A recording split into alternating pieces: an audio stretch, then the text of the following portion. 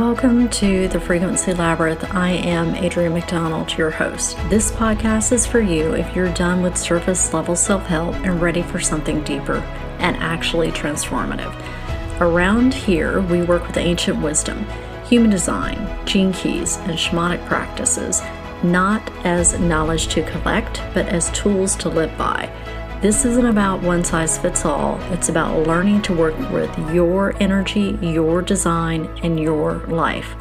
This is about integration and embodiment. We go deep here with ancient wisdom, practical integration, so that you can develop ironclad self-trust. Let's get into it.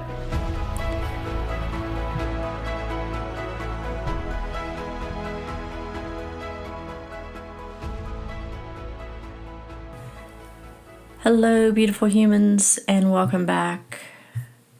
Grab a cozy beverage and let's get into it. The sun is transiting through gate 20, the gate of now. We're going to talk about that today. We're also going to talk about a couple of upcoming transits, including the new moon in Gemini on Monday and how you can work with that energy in this episode. So, Gate 20 is been an interesting experience. We've been here a couple of days. And, when the gate of now, it sounds a little poetic. It's definitely not poetic. It's not been poetic. I've got the hanging gate corresponding to the channel of the brainwave, which is all about intuitive downloads, and I've certainly been feeling that. This gate is here to show you where you're not present. And no matter how many times you say it in the mirror or write it in your journal, this is a conversation about presence and mindset and nervous system truth and what it actually means to stop performing and start inhabiting your life. So let's start with one of my favorite subjects, mindset. If you are a longtime listener, you know that I have a different take on mindset, and I've been really giving it a lot of thought, extra thought of late, especially over the past couple of months. And it's not that I don't think mindset is bad. Obviously, it's in my company name. I do feel like traditional mindset teachings are incomplete.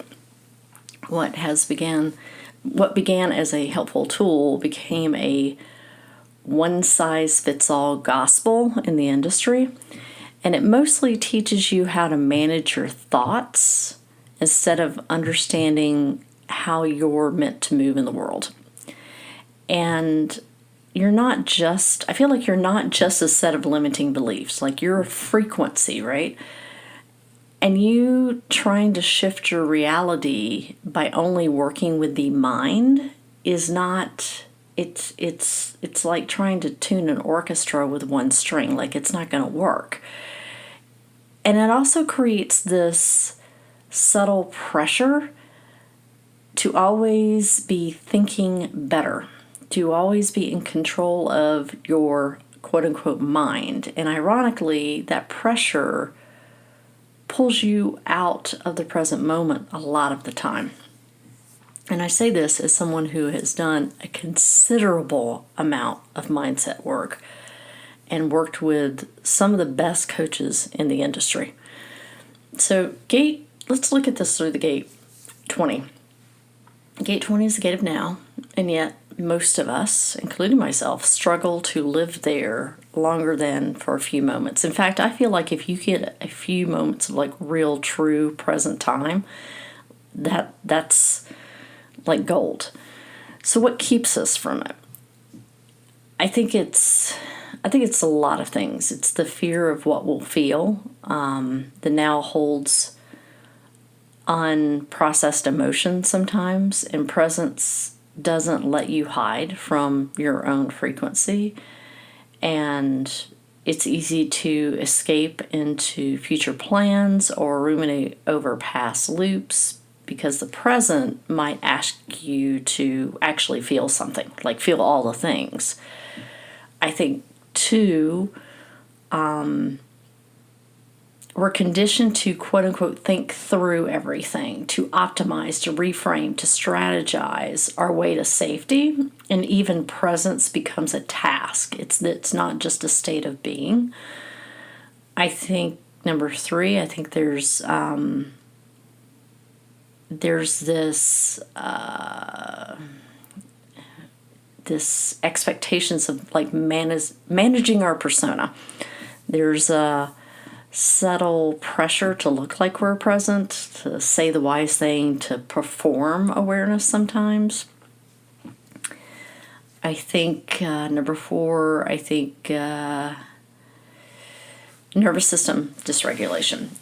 Here's the embodied layer. Like if your nervous system doesn't feel safe, presence is going to feel very threatening, and you'll time travel to future scenarios or disconnect completely.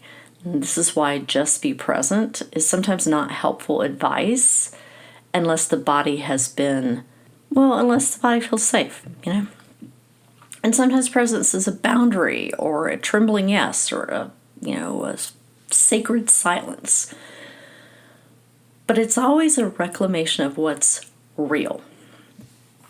And in the Gene Keys, 20 moves from the superficiality to presence. The shadow superficiality is how we survive when we don't feel safe from being seen. And the gift is that self-assuredness doesn't necessarily mean confidence. It means rooted in what's true. And that means even if it's disruptive. And presence isn't something that you master. It's something that emerges when you stop managing your image and start listening to your essence, like really tuning in to that true frequency of who you are. And this evolution is not about thinking better thoughts. It's about letting go who you think you need to be in order to be worthy, in order to be accepted, etc. And that's where mindset can create a lot of noise, or traditional mindset, I would say. Because it often teaches us to shape ourselves instead of shed what's not us. And it's because there's so much one size fits all.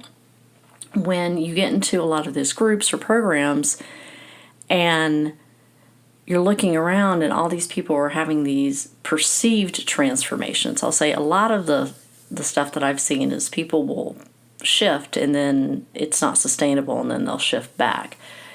But when we see that around us, we're like, what's wrong with me? And that's where tools like human design and gene keys and shamanic work and etc.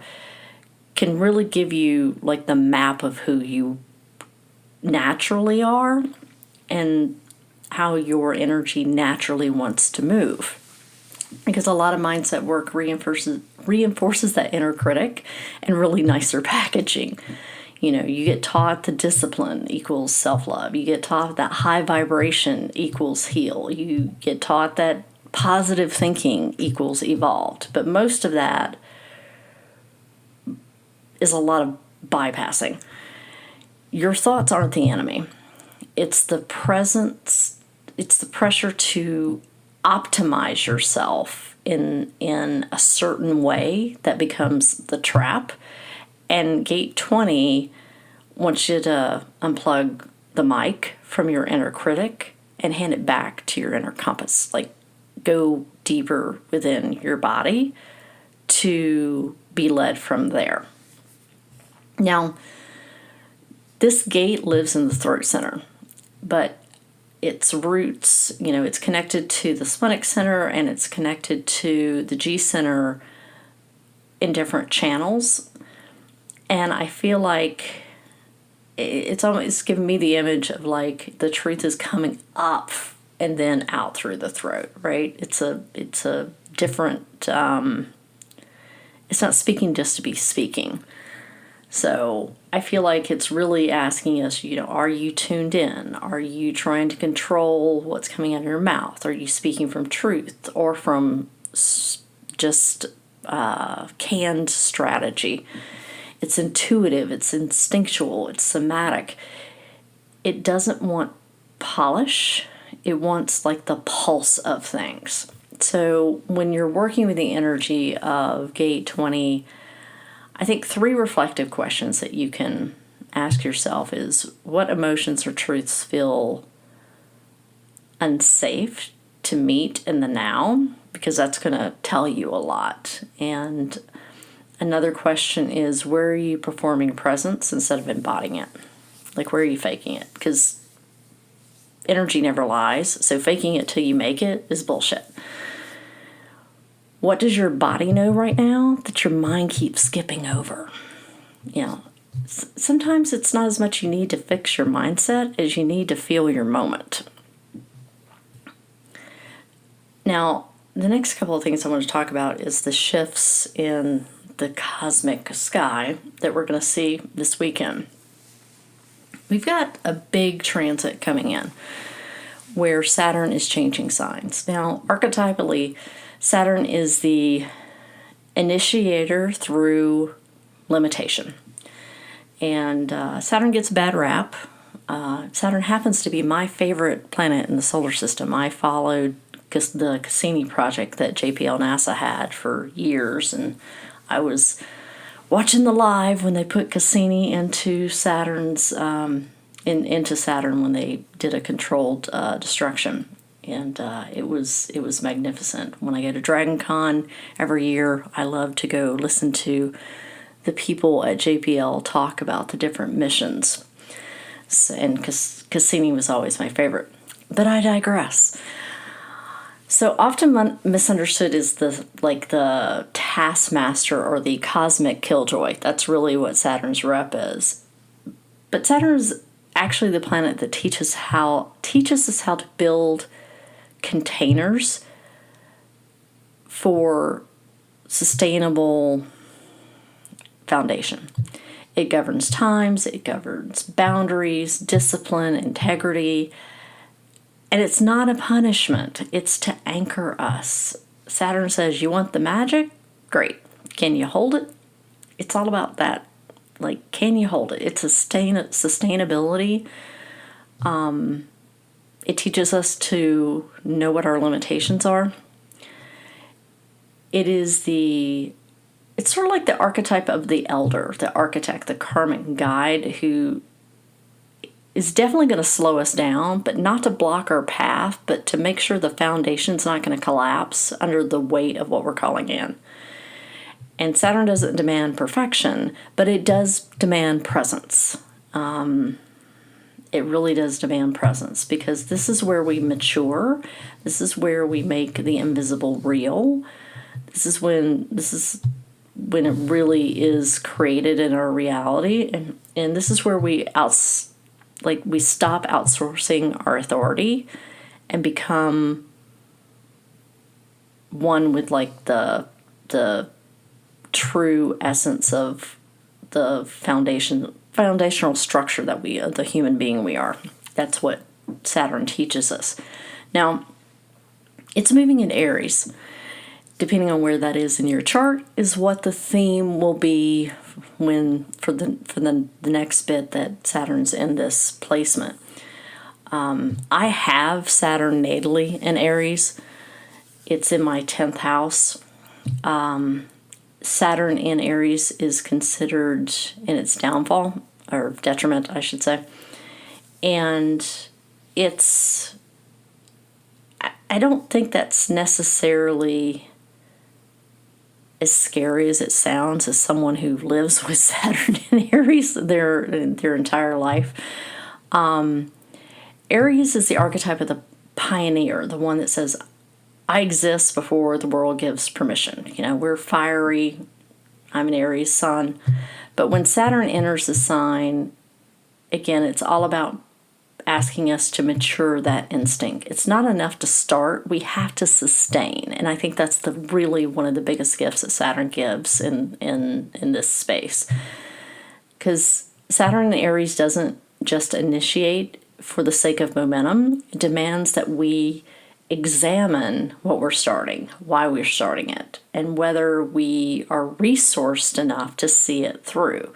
Because the lesson is impulsiveness must be met and tempered with integrity. And Aries does like to be impulsive. It does like to be first. It does like to get out of the gate without thinking too much. And as an Aries sun, I can confirm that. And self-trust must be built through action, not just ideas. When you start really taking action is when your self-trust deepens and you become it's rooted clarity.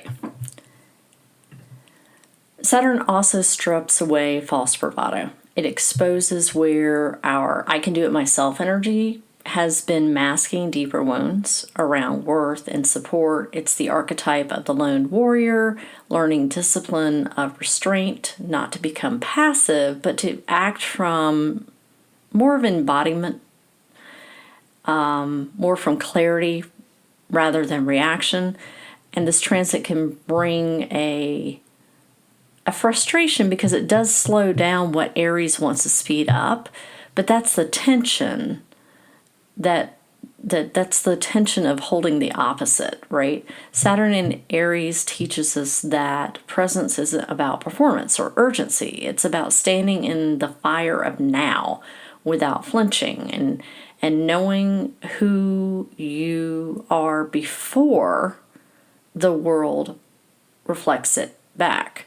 Now, on a nervous system level, Saturn in Aries really exposes our relationship with urgency, because Aries energy is very fiery. It lives in the body, it surges, it leaps, it moves. But when Saturn steps in, it slows the charge just enough to give us some insight. Is this action coming from instinct, or is it coming from reactivity? And as someone with their vocation in Gene Keys being reaction, the shadow, there's really a lot of powerful transformational opportunity in knowing the difference between if you are reacting from instinct and intuition versus reactivity. Because there's a lot of nuance in how that feels somatically. Now, many people, I feel like most people will feel the discomfort of this recalibration, coping with old patterns disguised as drive, and some of that's going to start to short circuit, because Saturn wants you to stop equating speed with strength. Presence under this influence is it's less about doing something and more about being with what arises without immediately escaping it. It's about being in the moment, in the present moment, differently. And this is like root chakra work. This is like lower cauldron work in the Celtic wisdom. This is like an initiation through stillness. And Saturn in Aries really teaches us to regulate before we react, to anchor the fire and choose self-leadership that's grounded in the body, not just sparked by adrenaline. And I think that's over the next couple of years, we're going to really have the opportunity to learn that. Now, is everybody going to learn that? Probably not. Probably not. There's a couple of YouTube episodes that Nightlight Astrology Adam Ellen Boss did around Saturn that are amazing, that I highly recommend. He is my astrology teacher. Now, moving on to the new moon in Gemini, which happens on Monday, May 26th. So this new moon arrives with the invitation that is equal parts activation and refinement. Now, Gemini is ruled by Mercury, which is the archetype of the curious communicator, but also the sacred trickster, and is the bridge between worlds. It holds a duality that's misunderstood a lot. It's not flaky, but it's more fluid. It's not shallow necessarily, but multifaceted. And Gemini asks us, how many ways can this truth be told? Gemini wants us to look at things from all angles. And this will be happening in gate 16, which is also in the throat center, like the gate of now is. And it's amplifying this with a call to devotion through skill. It's not about just what you know, but how you bring it to life with precision and rhythm and with heart. And this is a good moon to like really set some really great intentions for the rest of the year. It's not one for just, aimlessly dabbling. It's a moon for really figuring out what deserves your energy and then committing it to practice, committing it to integration. And gate 16 through the gene keys teaches us that true mastery isn't the absence of error. It's the process of love for the craft, of staying with something long enough to hear what it's really trying to teach you. And I believe the shadow is indifference. And that arises when your energy is fragmented, when you are saying yes to too many things, and you end up caring deeply about none of them. And the gift of versatility teaches you that skill becomes soulful when you're fluent enough to adapt, when your toolkit becomes an extension of the time that you've put in and your intuition. And the city state of mastery, well, that's when the work dissolves and it's just embodiment. Now, I think my definition of mastery is a commitment to continuous improvement. I don't think there is a perfection state. So that's how I look at that. So let's look at how each profile line can work with the new moon. So my first line people out there, use this new moon to take a look at your own enthusiasm. Like, what are you endlessly curious about, but you haven't really committed to learning deeply? And let your love of research pull you towards something that you want to take deeper, something that you want to build a stronger foundation in for real expression later on. And line 2, what comes easy to you that you've undervalued? This is your time to reclaim your gifts without downplaying them, because mastery isn't ego, it's letting your natural frequency be heard and refined. So you stop hiding, start showing up for the talents that are already living in you. And line 3s, this is your invitation to really dive into, let's see, how do I want to say this? With line 3s, it's all about the experimentation. It's about embracing the messy middle. That's also part of mastery. So you don't have to get it perfect. You're here to live it fully. So use this new moon to recommit to a skill that you may have dropped, that you had interest in but got frustrated. Go revisit some of that, because you might find something calling back to you. Because failure isn't the opposite of mastery, it's part of it. Line 4, this moon asks, what are you practicing for? And let go of trying to perform your skill for approval. Instead, share it as a gift. Choose one offering or project that feels aligned and give it a little bit more consistency. Let consistency pull you into devotion. Line 5, you're here to teach, but this new moon reminds you that true leadership is built through repetition and embodiment. And choose one area where you've felt stretched thin and consolidate your energy into a little bit more of a devoted presence for whatever that skill is. And less broadcasting, because I know with fives we feel the pressure to like go out and tell people, and more refining. In line 6, take a look at what mastery really means to you. What is the relationship you have to mastery beyond what others expect? And this new moon will really support your long game, and reflect on how your past experiments have led to wisdom, and now choose which ones are worth cultivating into more of an embodiment transmission. Like ask yourself really, okay, I've played with a lot of things, because line 6 have their life in stages, and you might still be in the stage where you are operating like a line 3. But I think that the advice is still the same. Is like, where do you feel your energy drawn to have a more of a depth of practice in that space?